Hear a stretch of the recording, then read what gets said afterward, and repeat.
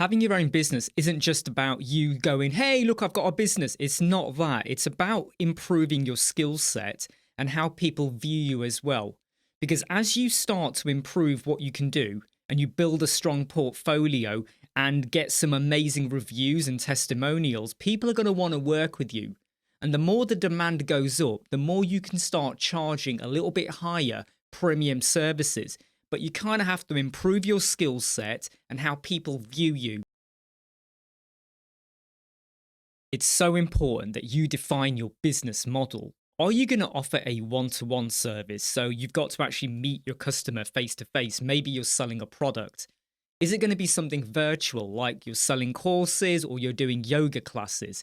And is it like one-to-one virtual, or is it like group online classes as well? Maybe you're going to offer membership. So it's not just courses, but it's ongoing learning. Or you're selling a physical product, but then they're part of a membership group or a club as well. Or maybe you're doing this as a side hustle. So you're going to have like a pop-up product. You might have your own website. Maybe you're an accountant, but you might say, hey, do you want to get hold of this free ebook? Do you want to understand your taxes? Do you want to understand the differences between tax evasion and tax dodging? Not that I'm saying you should do that, but you get the idea. Define what your business model is.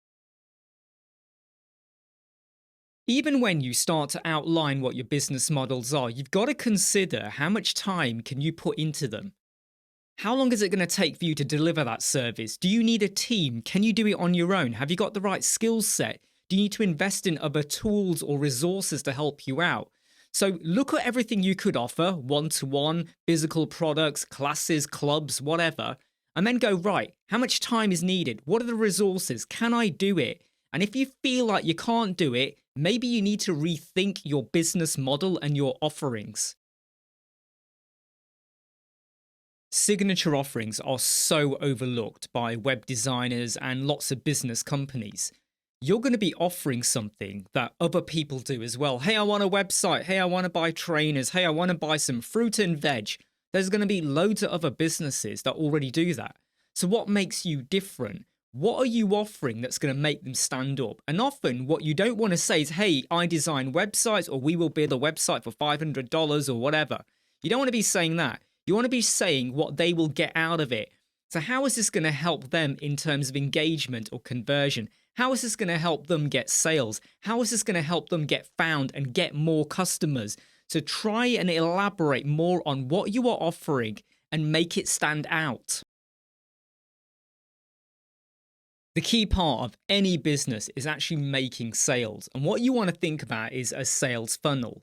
The 4 stages you have to consider are reach, capture, convert, and retarget. Reach could be social media or posts or blog posts or adverts you put out there, or letting people know you do web design. Capture is about grabbing their attention. So this is where you have to define your offerings, because they're going to see loads of people that do web design. So what makes you different? What are you giving them that's going to help their business? Conversion is when you actually talk to them, and it could be a video call, and you kind of drum into them how they need you to help them succeed. And retargeting is if they don't decide to go for that service. It's not the end of the world, okay? What you can do is still offer them an alternative solution or a lower costed one, with the opportunity for them to upscale later on.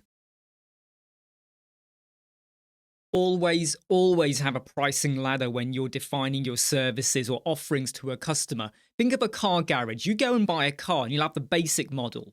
Then you'll have another model that comes with the aircon and the alloys. Then you'll have another model that has the sat nav and the climate control and the sunroof. And then you'll have the ultra sports model. And there's a pricing ladder, right? You either have the basic or the ultra model. And that is the same for web design or any business offering that you have. Basic website, website with SEO, website with more optimization and e-commerce and appointments. And what you're almost saying to someone or a business is, look, we can build your website, but here are our offerings. So if you don't want to go for the appointments and bookings, even though you need it, you might want to go for a basic website. And what you're hoping for is that they kind of go in the mid-range, but you want to give them an offering rather than, hey, we'll build your website for $20. Doesn't always work. What should you charge for a website? Everyone wants to be charging $5,000, $10,000, right? You want to get to your sweet spot. You might have to start charging a lower price to begin with. And once you've got 2 or 3 clients and you've got good testimonials and good reviews and they're happy to do word of mouth, you can up your price. So you might go from $200 to $400 or $500. After 3 or 4 more clients, you might now go up to $1,000. And the more reviews you get, the more confident you become with your skill set and what you can do. And you've got evidence. You've got happy clients, customers singing your praises. You can start to go higher towards your sweet spot price. I cannot stress enough the importance of understanding your clients. If you've got someone who's got a problem with, say, SEO or optimization, do you understand the problem and you live and breathe it, where when you tell them you can help them out, you actually believe it yourself? You might have someone who goes, I want an e-commerce website. Unless you know how to build it, don't go and say, yeah, we'll do that for you. What if there's a consultant who's offering appointments and bookings? Now, you don't have to be an expert in building that, but do you understand their pain? They need to get appointments because they want to get sales, because they want to get conversions. Do you understand what you can do to help them out? It's not just about going, yeah, we'll put an appointment form on there for you and booking calendar. What do they need to do to be successful? Can you understand their pain? And if you don't, start experimenting and speaking to other businesses so you understand their problems. We all love to be on social media, but there's no point just going on there and hitting like or dislike or putting an emoji or just kind of reading what other people do. Start sharing more stuff about you and your business. Don't just say, hey, buy this, buy that. Don't just do hardcore marketing promotion like that.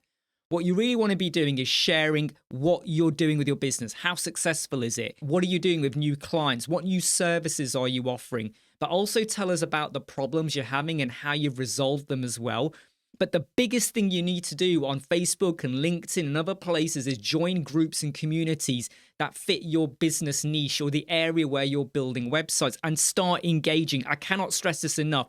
Don't just say, yeah, I like that. Oh, that's really nice. Oh, that's great. Absolutely. Well done. No, start engaging. Open up conversations, because the more you do, the higher the chance that you will get clients. Do you need to be an expert coder in HTML, CSS, and JavaScripting and loads of other stuff to be a web designer? The simple answer is no. There's nothing wrong with being really ultra skilled in them, but if you can find a page builder or a tool that allows you to build it without too much coding, that's absolutely fine. At the end of the day, a lot of your clients aren't going to want you to build something that is very complexicated, where if you disappear, they're going to struggle to find someone to fix it. What you really need to be skilled at is problem solving and creativity and communication. Can you communicate and translate with the client to get them what they want? Can you problem solve something they're having an issue with or you're having an issue with, or you know where to go to have a think and to, speak to other people to solve it? Can you be creative so that you can take a scribble of a diagram or like, oh, I want a website and it's got to be blue and green. Can you start to visualize and make it work for them and their business? None of us are full-blown experts in web design and everything we claim to do. I'm good at SEO, page speed optimization, mobile responsiveness, working with bricks, Elementor, WordPress. But am I a full-blown expert? No, and no one is. Everyone is learning. Tools develop, evolve. Look at AI. One day we had ChatGPT and Midjourney, and then blah, blah, blah, blah, everything just explodes out. We've got so much choice going for us. What we need to show is that we keep developing ourselves as well. We keep learning. We keep building. And the more you build, the more you do what you say you do, the more skilled you will become. I've lost count of how many times a client has said, hey, I need a website, but I haven't got any content. Here's my business name. Here's what we do. So you end up generating like the homepage, the about page, even the services. You even start defining some of the prices for them because they've not done any of that. And we sometimes do that for free. We have done in the past, right? So many times, yeah, you want to get the website done and you just start generating the content. Now we can use ChatGPT and lots of other tools. But what you really now should be doing is saying to the client, yes, we can do that. Yes, we might use some AI, but it won't be for free. Here is the cost for the website build. That's for building the website, the build, but the content that feeds into it, if we're now going to start resourcing the words and the images, they need to pay for that. Stop undervaluing your services and time. Size matters when it comes to your WordPress images. Don't go bunging in huge, massive PNGs or JPEGs. You know, I've taken it on my super duper camera or my smartphone. I'm just going to load it up. That will slow down your web loading of your page. And if you've got a lot of images, it's going to add in a bit of lag and delay. And believe me, no one likes that. Customers, clients, they might come to your web page, see it's loading slowly, and then they're going to disappear. What you want to do is go to bulkresizephotos.com and go and resize your images or compress them down to be in a WebP format. WebP is your friend when it comes to compressing images. Using AI for the content of your website, whether it's with images or the text or paragraphs or even keywords, is totally fine. But what you've got to do is don't just take the text it gives you and bung it in. Try and humanize the words a little bit. So add in a bit of emotion, add in something that almost feels like a question and answer. Don't just state fact all the time, because sometimes when people read it, it feels very, very dead. And when you do AI images, make sure you have a right to use that image and make sure it relates to your website, your business. Don't just put random images in that make no sense. When you're starting off a new business, and you could be an architect, interior designer, a web designer, you could be a beautician, anything like that, your website needs to have something like a case study or a portfolio or images or examples of what you've done or what you've worked on. Now you might say, but I'm just starting off. That shouldn't stop you creating like architectural drawings, taking photos of people where you've done a bit of work, even work on yourself if you're a beautician or a barber or a hairdresser. With web design, the same thing. Spend a day creating 5 or 6 example home pages. You can even just do the top half of the home page if you want, but show people what they might get if they work with you. You can pivot social media to help yourself get clients, rather than just saying, these are my prices and this is what I charge for doing architect drawings or web design. What you really want to be showing off is what you do. Show examples. Show how you've improved a website before and after. Show how you took someone who was an accountant and what you built for them. Show the pain. Show the problems you've overcome. Share tips and strategies and hints. Show that you're an expert in what you're talking about. And you don't have to be a full-blown expert, but build trust. When people start to notice that you know what you're talking about and you're not just fluffing it, they are more likely to want to work with you. So social media isn't just about, hey, look at me, I've eaten a sandwich or I'm on my treadmill. No, show what you're doing. Should you be approaching businesses like a cold call or a cold text or a cold email or even a social media post in terms of building a website for them? A lot of companies don't like that. We get so much junk and spam coming to us on a daily basis. Why would we want to listen to you? Hey, I can do your SEO. Hey, I can do your logo. I can build a website for you. We hear about these all the time.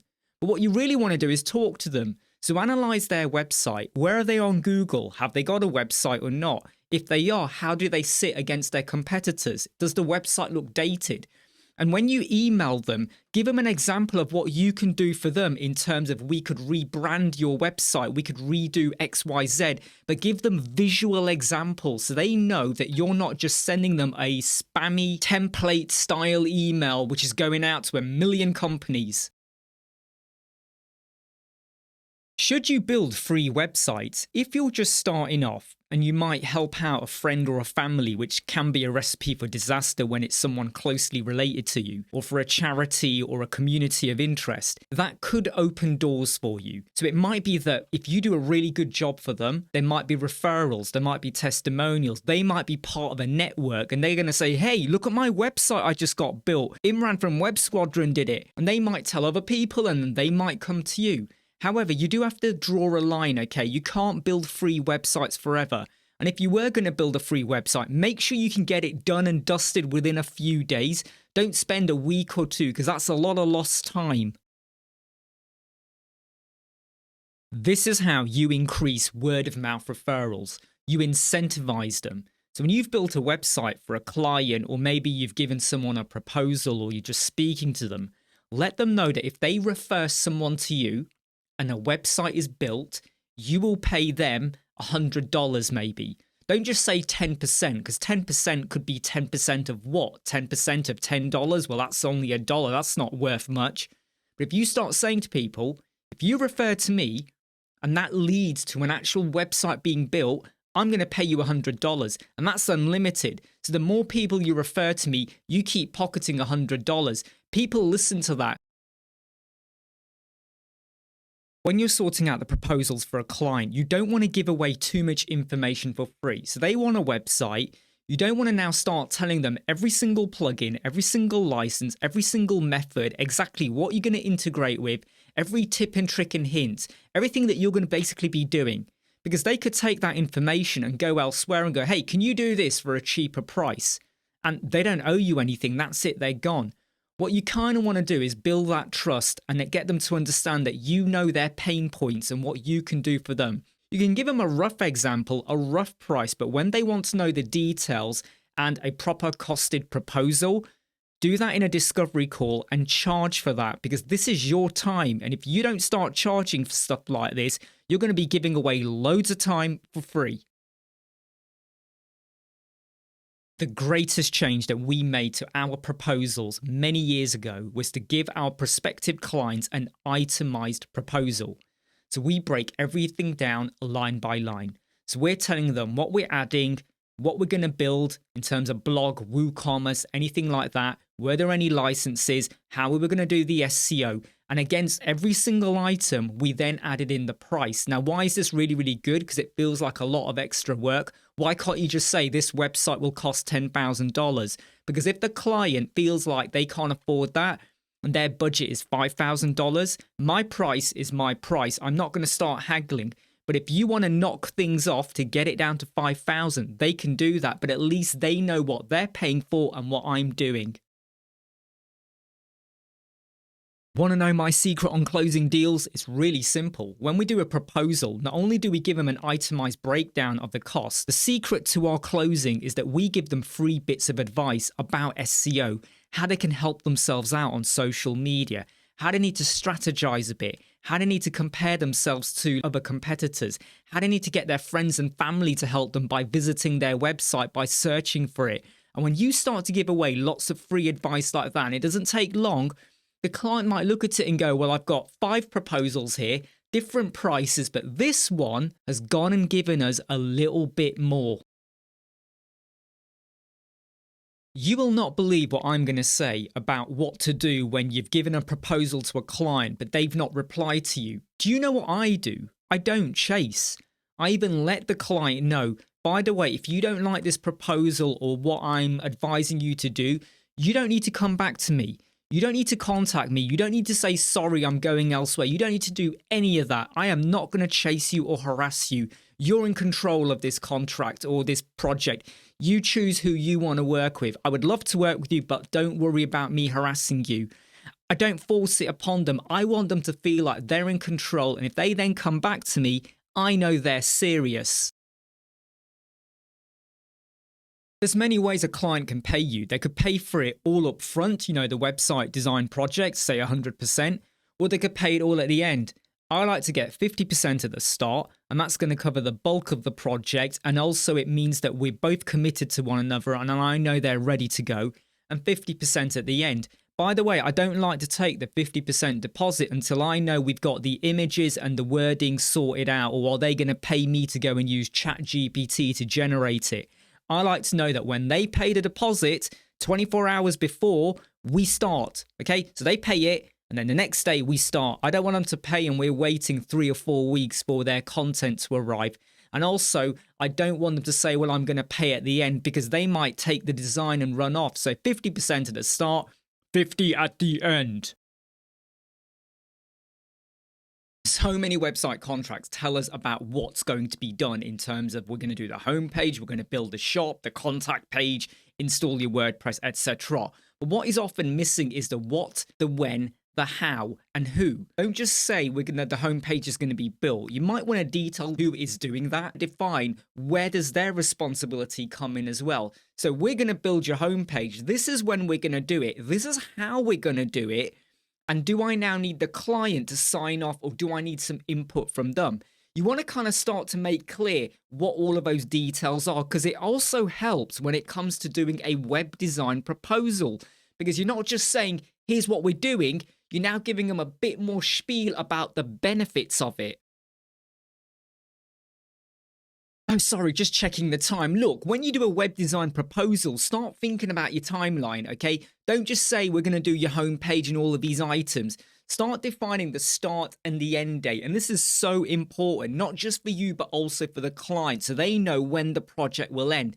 But also, you're making clear. So, is this a 5-day project or a 10-day? Is that 10 consecutive days or 10 working days? Because that changes the start and the end point. What days are you planning to do the homepage? On what day are they meant to sign off? On what day are you expecting the deposit or another part of the payment plan? What point are you planning to finish and the handover? Start defining all of this out in a timeline. Because if the client comes back to you and says that's not enough time and you need to extend, does that mean the project is going to cost a bit more now to complete or not? Or can you work it amongst yourselves? Timelines within your web design proposal are super, super key. You are all going to experience this problem when you start to allow clients to send you their written content, their images, their logos, or anything else you need for the website. If you don't control how you receive that information, you're going to get all sorts. Dropbox, Google Drive, email, WhatsApp. The worst are when you get images and it's sent via WhatsApp and they told you that the image was an original 4000 by 3000 pixel resolution quality, super, super ultra high def. But when you get it on WhatsApp, it's now gone through a bit of buffering and it's a bit of pixelating, there's a bit of noise, but a client was like, but it was a super quality website image. What you got to do is control how they send that to you. So how do you want the content? How do you want the images? Do you want them to send it to you as a WeTransfer? Are you then going to convert into a WebP format? How are you getting the content? Be careful, they might send you tons of formatted text. So what you want to do is nail down how you get that. I don't know everything. I don't. I probably know like 1% of what everything I should know about web design and businesses and marketing and everything. The world is continuously evolving, right? If you stop moving, the world is still turning, okay? There's always new things being developed. There's always new ideas, new methods. But when you're building a website and you get stuck, where can you go to get help? You could come and ask me. I might not know all the answers, but I might give you my take on it. We've got the Web Squadron Facebook group. There are so many forums out there. There's so many places you can go to. So when you're stuck, don't sit there going, oh my God, I've got a problem. Start reaching out to people. There are so many communities. There's YouTube videos. There's resources out there. But before you kind of form your business, before you start taking on projects, start to think about where would I go if I had a problem? The two most dreaded words in web design, scope creep. In fact, with any project, you've got a proposal that's been agreed, you're already working on the project, and then the client goes, I want to change the logo, I want to change the colors, let's rip out all of this text and redo it again, I want to change the entire design. You kind of have to draw a line because some changes are allowed. It happens, humans, we change our mind quite a lot. So you may allow some changes that you can fit into the current project timescale and what you're doing. But there's bound to be some changes where you kind of go, that's an extra day's work, even half a day work. You let the client know that they are going to have to pay extra for that. Because if the client goes, no, I'm not paying for that, I don't care. Remind them of what would happen in their line of business, or if they went to go and get something designed by someone and they changed their mind, they would pay extra. So use real life to kind of draw them in and control the amount of scope creep that creeps in. Everyone's going to have their own way of building a website, okay? Some start with the header, then they go onto the home page, then they go to the footer. Some like to build out the entire website, and then they go and get feedback. Some just do like the basics with the header, and they go, right, let's just check, are we on board? So it very much depends on how you like to work. I'm one of those people where once we've decided on the plan and what we're going to go for, header, homepage, footer. And then I like to get feedback because the homepage kind of underpins the rest of the website. So if all of a sudden the palette or the feel of the homepage is now going to change, that might affect all the other pages. But also I like the clients to know, well, this is what you're getting. Are we happy with one another? Are we clicking? Or are we now suddenly going to change things around? Are there any additional costs? Do we need to rethink the strategy? So there is no right or wrong answer, but you will come to know of what kind of fits with you. And sometimes you have to treat every client and project differently anyway. And when you get to the end of the project, you could, if you want, spend quite a bit of time writing out some instructions for the client. I'm assuming that you're not maintaining the website. They're going to go away and do it themselves or with some other people. What I recommend you do is set up a 1-hour video call. So you let them know within the proposal that at the end, the price of everything includes a 1-hour video call. If they want more or they want written instructions, there will be additional costings. Okay, make that clear, because the client might assume that you're going to give them a whole folder full of information. So do the video call, talk them through, show them where they need to go, how do they update their images. You're not talking yourself out of a job, but you're educating and letting them know. And you also remind them that, look, if they struggle, they can come back to you. If there's any further revisions or work required, there will be costs attached to that. So you're reminding them of who you are, but don't just leave them hanging. 1-hour video call always works a treat. Another huge word in web design that we don't like to hear is refund. Now, there will be some clients who aren't happy at all and they want a full 100% refund. What they have to kind of think about, though, is that you will have executed some of your time in research, collating, building things out.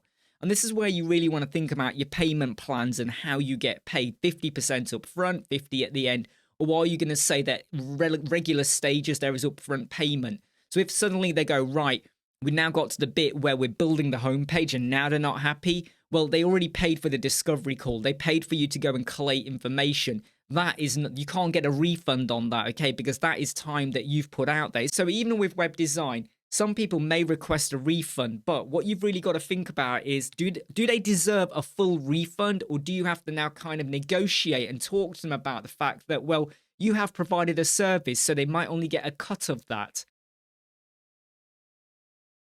There will come a point where you have built like 1 or 2 websites or more, and you are now increasing your prices, and you now want to scale up a bit. You're building up a reputation, you're building up a brand, you're getting testimonials, and there may be the odd word of mouth creeping in as well. So how can you scale up? Well, what you now need to do is evaluate your prices. You might now decide that actually I was quite basic in SEO, but now I really know my stuff, I know what to do. Add that in as a service, cost it up as well. But what you might want to think about is, what did you really enjoy? So say you've done 10 websites now. Do you still want to work on shop websites? Do you want to focus on consultant websites? Do you want to do accountancy? Do you want to do appointment booking? Where did you enjoy it? Because just because you know you can get a bit of money for, say, an appointment booking website, if you did not enjoy it, if it stressed you out, if it made you feel a little bit like, oh God, how do I do this? And sleepless nights, there's no point scaling something you don't enjoy. I hope you've enjoyed these supplementary videos that are part of the How to Start a Web Design Business. There's tons more information within the course. This was just like a snippet of what you get in there. There's tons more examples, and I hope you go away and have a good read. See you soon.